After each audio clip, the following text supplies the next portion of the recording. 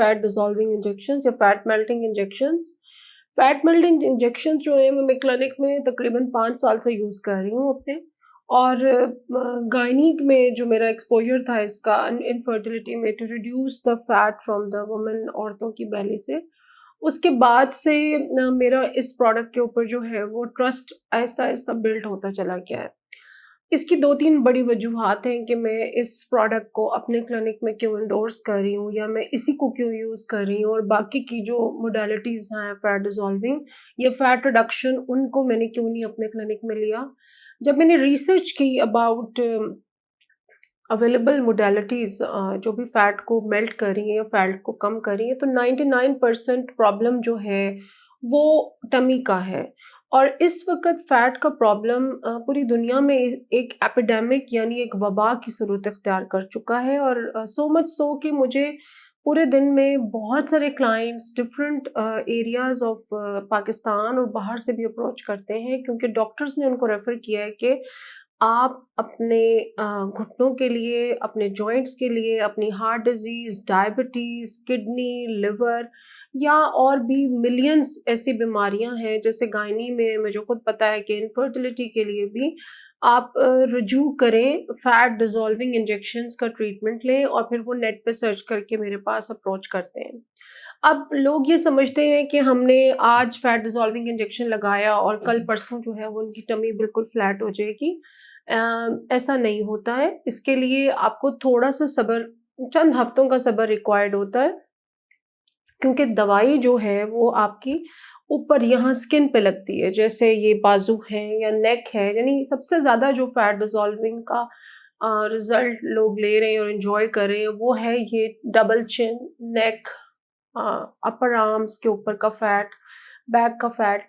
तो हम पूरे एरिया को पहले पूरे 1 से डेढ़ घंटे के लिए नम करते हैं। नमिंग करने के बाद हम उसको मैपिंग करते हैं। मैपिंग करने के बाद जो डोज़ हमने आपकी फर्स्ट कंसल्टेशन के ऊपर आपकी बॉडी मास इंडेक्स के मुताबिक निकाल ली थी, वो डोज़ हम आपकी 2 टू 3 सेंटीमीटर अपार्ट हम आपके पूरे एरिया पे लगा देते हैं।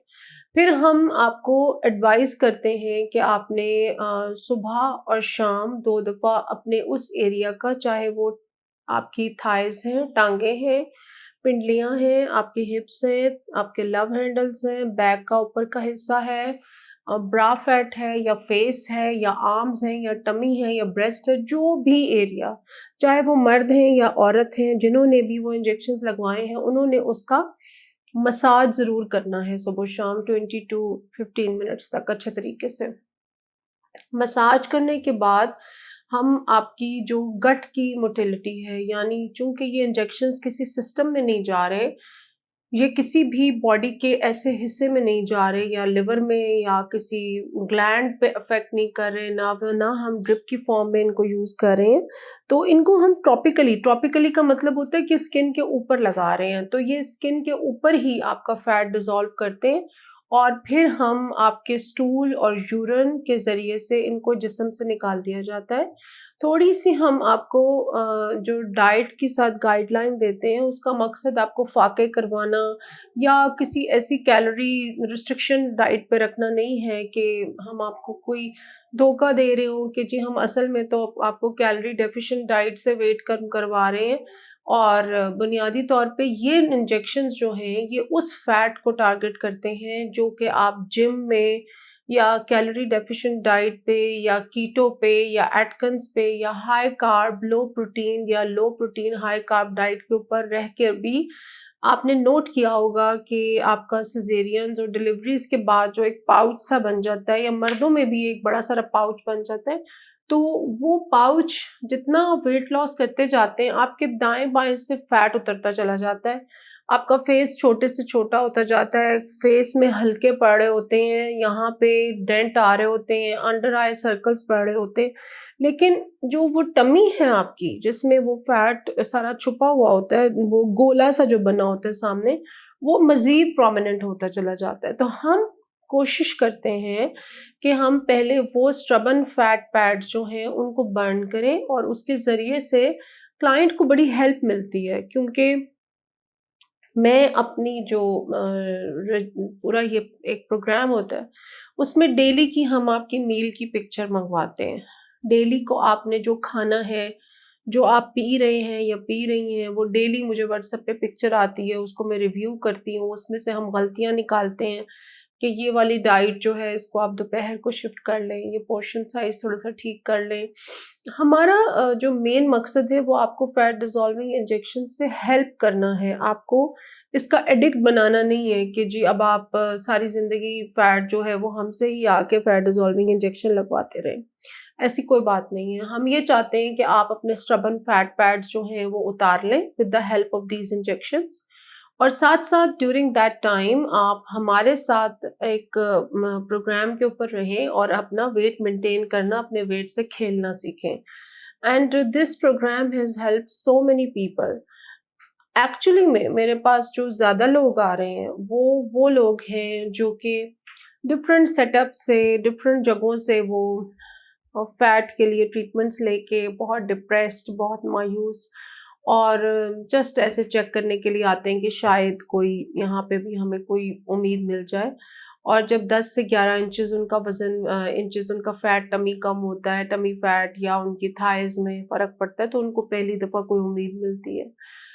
और जो-जो ट्रीटमेंट्स लोग दाएँ-बाएँ से लेके आ रहे होते हैं, उनमें लेज़र ट्रीटमेंट्स हैं जो कि फैट को डिज़ॉल्व करते हैं, कहा जाता है, लेकिन लोगों ने काफ़ी-काफ़ी सेशंस की पेमेंट्स भी की हैं, लेकिन लोग अकॉर्डिंग टू पीपल उनको कोई 1 आधे इंच का फ़र्क भी नहीं पड़ा। फिर कुछ कैविटेशन थेरेपीज़ हैं, कुछ मशीन्स लोग लाए हुए हैं बाहर से जिसके बारे में वो क्लेम करते हैं कि वो कैविटी बना के तो फैट को डिसॉल्व करती है, उसका भी कोई ख़ास असर नहीं है। फिर लिपोसक्शन के बारे में भी ना मैं खुद भी कर लेती हूँ, करती भी रही हूँ, लेकिन अब मैं नहीं कर रही क्योंकि लिपोसक्शन का थोड़ा-सा मुझे रिज़ल्ट्स उतने मज़े के नहीं लगते। यानी जैसे अगर एक टमी मैं फैट डिसॉल्विंग से कम करती हूँ खुद, और 7 ख़वातीन हमसे फिर टमी का हाइफ़ू भी ले रही होती हैं। टमी के हाइफ़ू से ये होता है कि वो जो एक बिखरा हुआ अजीब-सा पेट होता है, वो एक शेप में आना शुरू हो जाता है। बहुत प्यारा-सा कंटूर बनता है। तो फैट डिसॉल्विंग इंजेक्शंस के बाद मैंने देखा है कि जो टमी है, उसकी शेप बहुत ज़बरदस्त निकलती है, लाइक प्रॉपर एक बेबी या जैसे एक यूथफुल टमी होती है, वो बनती है। लेकिन लिपोसक्शन के बाद नो मैटर मैं कितना भी ट्राई कर लूँ, मुझे उस किस्म का रिज़ल्ट नहीं मिलता। हमेशा एक ऐसी सरफ़ेस मिलती है जैसे चाँद के खड्डे होते हैं, कहीं से आपका फैट ऊपर चढ़ रहा है, कहीं से नीचे उतर रहा है। एक गड़मड़ सी शक्ल होती है, no matter how much you try, because I personally feel कि लाइपो के अंदर जो है वो इस प्रोसीजर में जिस तरीके से हम एक क्लाइंट को लिटा के उसके हम फैट को ड्रिल करते हैं, that is actually the abnormality in the procedure, जिसकी वजह से फैट एक हार्मनी में नहीं निकलता। आई पर्सनली परसीव नाउ कि अगर मैं फैट डिसॉल्विंग इंजेक्शंस देने के 1 महीना बाद या 2-3 हफ्ते के बाद लाइपो करूँ, तो मुझे ज़्यादा अच्छे एस्थेटिक रिज़ल्ट्स मिलेंगे एज़ कम्पेयर टू उस तरीके से निकालने में। क्योंकि उसमें जो टाँगों से भी फैट लोगों का निकला है, थाइज़ से भी निकला है या जहाँ से भी निकला है, उसके बाद जो स्किन की अपनी आउटलुक है, जो the result of the procedure is so terribly bad कि लोग कहते हैं कि हमने तो इसलिए करवाया था कि यार हम मतलब we can flaunt our good body, हम कोई शॉर्ट्स पहने, कोई ऐसे कपड़े पहने जिसमें हम एन्जॉय कर सकें अपनी बॉडी को, but this has turned out to be something very bad and मैं इसको मतलब मुझे और छुपाना पड़ता है अपने टमी को। तो मेरा ये पर्सपेक्टिव है about the fat dissolving injections. फिर आजकल कुछ ऐसे इंजेक्शंस आए हुए हैं जो शुगर के मरीज़ों को दिए जा रहे हैं, वो कुछ फैट लॉस के लिए भी यूज़ हो रहे हैं। उसमें टेम्परेरीली आपकी भूख जो है वो बंद हो जाती है और आपके खाने-पीने की अर्ज टेम्परेरीली ख़त्म हो जाती है, जिसकी वजह से आप कुछ काफ़ी वेट लूज़ कर लेते हैं, but the moment you stop that injection and you come back to the normal life, फिर से आप वैसे ही वेट गेन करते हैं। अब सबसे इम्पोर्टेंट बात जो फैट डिसॉल्विंग इंजेक्शंस में मैंने देखी है, this is with my own experience, वो ये है कि बहुत लंबी रिसर्च है, बहुत लंबे रेफरेंसेस हैं, उन पे फिर कभी और बात करेंगे। बट द पॉइंट ये है कि जब फैट डिसॉल्विंग इंजेक्शंस दिए गए हैं एक रिसर्च में, तो ये देखा गया है कि फैट सेल की एक मेमोरी होती है। यानी अगर आप 50 केजी की जब आप होती हैं, तो आपका फैट सेल का साइज ये है। For example, just just imagine, just for hypothetically हम इमेजिन करते हैं। And when you conceive the third time and you were 200 pounds या 240 पाउंड्स, तो आपके फैट सेल का साइज ये हो गया है फ्रॉम दिस टू दिस। अच्छा, अब जब हम डाइट और एक्सरसाइज और जिम एंड वेट ट्रेनिंग और हम नो मैटर व्हाट हम जो जो करके अपना कम करते हैं जब फैट सारा, तो फैट सेल जो होता है वो श्रिंक होना शुरू हो जाता है और वो इस साइज से इस साइज पे आ जाता है, 50 केजी वाले साइज पे आ जाता है। But there is a big but in it, and the big but is this कि जो फैट सेल का डीएनए है उसकी अपनी एक मेमोरी होती है, उसकी अपनी एक याददाश्त होती है। एंड वंस एक दफा जब फैट सेल इस यानी 240 पाउंड्स वाली मेमोरी डीएनए में शिफ्ट हो जाती है इस जगह से, तो the fat cell always tries to go back to its 240 pound वाली ओरिजिन। इसी वजह से जितने भी लोग वजन कम करते हैं, आपने नोट किया होगा कि कुछ अरसे के बाद वो नो मैटर व्हाट वो खाना शुरू हो जाते हैं, वो आउट ऑफ कंट्रोल हो जाते हैं and they gain the weight back.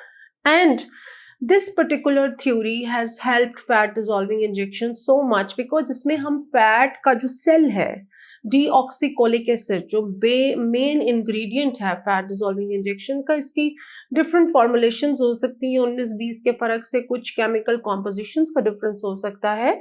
But करते हम ये हैं कि ये फैट सेल है, फॉर एग्जांपल इसमें हमने इंजेक्ट कर दिया, अब इसकी जो अमाइनो एसिड्स की जो सेल मेम्ब्रेन है वो अनस्टेबल हो जाएगी, टूट जाएगी because of the acid. Acid जो है वो इसको तोड़ देगा। तो उसके बाद क्या होगा कि वो सारा फैट जो अंदर था सेल का, सेल टूट जाएगा, सेल की मेम्ब्रेन टूट जाएगी, सेल का पूरा डीएनए उसकी हर चीज बाहर ब्लड में आ जाएगी और वो सेल अपनी जगह पे मौजूद नहीं रहेगा, आपके स्टूल और यूरिन से जिस्म से खारिज हो जाएगा।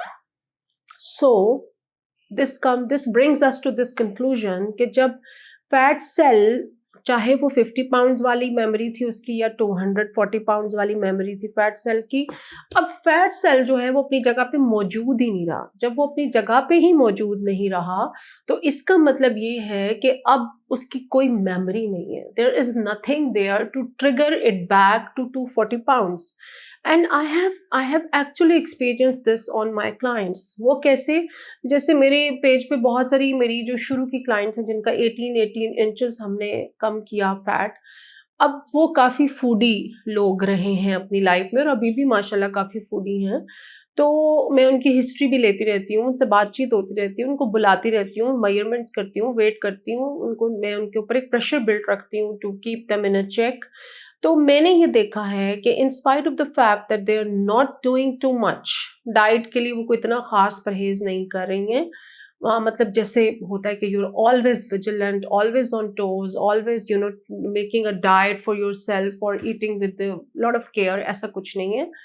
बट थोड़ा बहुत ऑब्वियसली ख्याल कर रही हैं, 3 मील्स की बजाय 2 मील्स लिए, जो एक बेसिक केयर होती है, बहुत जंक नहीं लिया, बहुत फिजी ड्रिंक्स नहीं लिए। बट स्टिल उनके जो मेजरमेंट्स हैं दे आर स्टिल देयर, जहाँ पे आज से वो 8 महीने पहले उन्होंने अपने सेशंस खत्म किए थे। And they have travelled in this time, they are travelling में आप काफ़ी खाते पीते हैं बाहर, and they are still having samosa chaat and their food they love. तो मैंने ये नोट किया है कि उनका जो टमी का फैट था जो मैंने कम किया था, जो उनका यहाँ से चिन का और आर्म्स का फैट था, वो वापस नहीं आया है।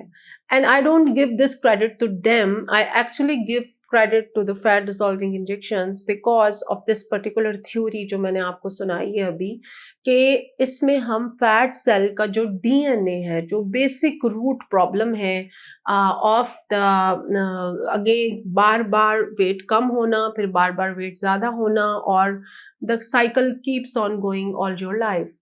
तो आई होप इस वीडियो से सब लोगों को कोई फ़ायदा होगा, कोई बात समझ आई होगी। अगर आपको कोई चीज़ें पूछनी हैं, आप काइंडली कमेंट सेक्शन में नीचे अपने क्वेश्चंस छोड़िए और फिर मैं नेक्स्ट वीडियो में I will try to respond to all your questions. दुआओं में याद रखें and see you in the next video.